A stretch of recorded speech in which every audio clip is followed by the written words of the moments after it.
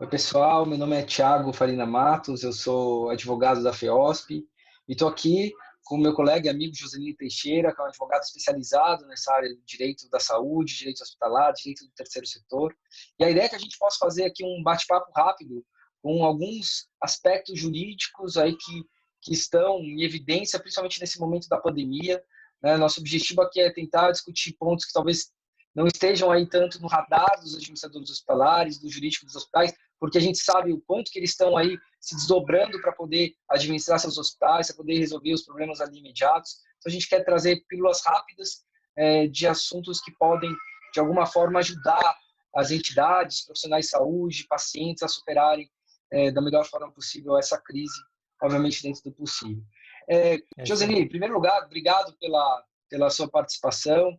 É sempre bom aí poder beber aí do seu conhecimento, né, sobre essa área Imagina. do direito à saúde. Vou já caminhar a pergunta aqui, porque aí a gente já pode entrar direto no assunto.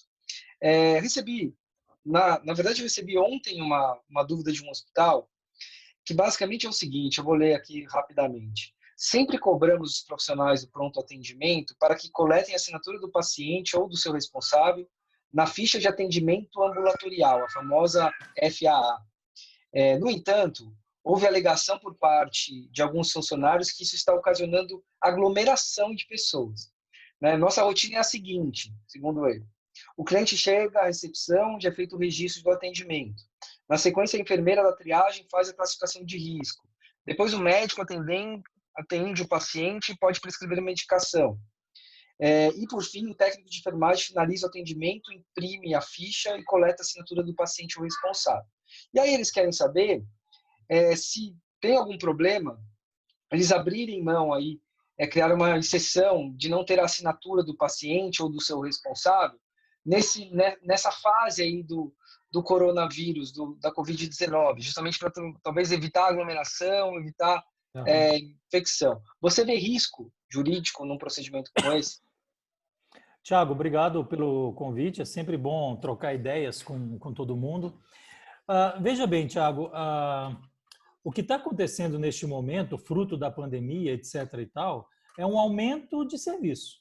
Os hospitais estão cheios, a demanda está sendo muito grande por conta, em última análise, de um aumento de serviço.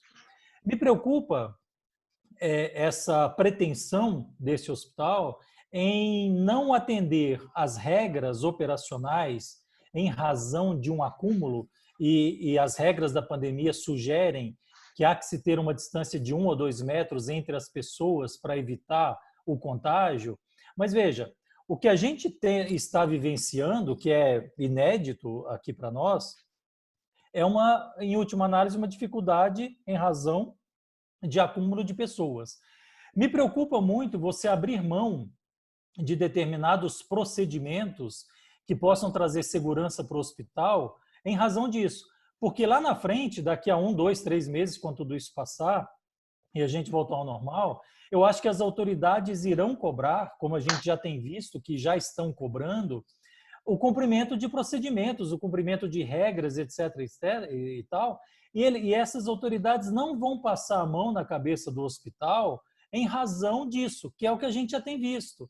Então, assim, eu acho que o hospital precisa se conscientizar desse acúmulo, precisa criar logisticamente uma área adequada para isso, mas eu acho que ele não deve abrir mão de colher a assinatura, seja lá em que documento for, ele não deve abrir mão de cuidar da burocracia, porque a justificativa para o não cumprimento dela pode se enfraquecer mais lá na frente. Então, eu acho que os hospitais devem seguir mantendo a burocracia, adequando a sua logística e a sua área física ao cumprimento dessa burocracia, para que ele continue tendo segurança jurídica dos seus procedimentos. Eu acho que abrir mão de algo que você faz hoje e que te traz segurança jurídica, pura e simplesmente em razão da decretação da pandemia, claro, dependendo do que for, e principalmente na logística, eu acho muito arriscado. O que a gente tem visto, e aí eu acho que vale ficar com isso no radar, e talvez a gente possa até trazer se surgir algum aspecto mais detalhado, mas o que a gente vê é que quando há uma ideia de flexibilizar algum procedimento, né, que, por exemplo, hoje você exige uma série de burocracia, aí, quando surge aí uma possibilidade de flexibilizar, normalmente saem normas tratando dessa flexibilização, né? Vou dar um Como a exemplo gente tem aqui. visto nas medidas provisórias de ontem, de Exato, anteontem, enfim. exato. Como nas regras trabalhistas, talvez até um assunto que vai ser objeto de uma discussão nossa aqui, a própria telemedicina, né? Sim, Telemedicina, até pouco tempo havia era toda proibida. uma discussão com o Conselho Federal de Medicina que você não pode fazer teleconsulta, enfim, e com essa crise do coronavírus, o próprio Ministério da Saúde baixou uma portaria até extrapolando o que o É. Conselho Federal de Medicina havia, entre aspas, liberado, né, também de forma emergencial, mas até extrapolando, e aí sim você ganha uma certa segurança jurídica, que é uma norma, né, que Não, lhe permite fazer isso. isso prova que a telemedicina não era tão ruim, porque se ela fosse ruim, nem a título experimental ela deveria ser permitida. Quer Exato. dizer, é Exatamente. um E a gente contrassenso isso. então é importante que a gente fique atento a essas normas que flexibilizam procedimentos hoje que são obrigatórios, né, para que de fato os hospitais possam ter segurança jurídica. Então, é só para a gente fechar esse tema, né? Então, por enquanto, se não houver nenhuma norma abrindo uma exceção para a coleta de assinaturas, né, então a gente sugere, aí eu acho que é um consenso aí que os hospitais devem tentar da melhor forma possível seguir todos esses procedimentos burocráticos que a gente não teve aí nenhuma exceção aberta. E, na verdade, teria que ver qual é a situação concreta desse hospital, porque se ele atende SUS, a assinatura na ficha de atendimento não necessariamente ela é obrigatória. Mas para a No operadora de caso, plano de saúde, se ele não conseguir, ele pode ter uma glosa, né? Por o exemplo. beneficiário sim. Então, teria que. A gente está falando do assunto de forma Claro, de forma genérica, geral. mas de E é, forma geral, eu acho exato. que você está certo. De É forma sempre geral, bom, né? siga o que a lei prevê hoje. Se houver uma flexibilização disso, utilize a flexibilização. Tem que ver se o tempo de permissão da flexibilização, porque, como você já disse outras vezes, a gente está testando as coisas com o carro andando. Então, a gente já teve normas que de uma semana para outra foram totalmente modificadas. E a gente tem que estar atento a isso para, dentro daquele prazo de vigência da norma específica, a gente fazer exatamente o que ela prevê.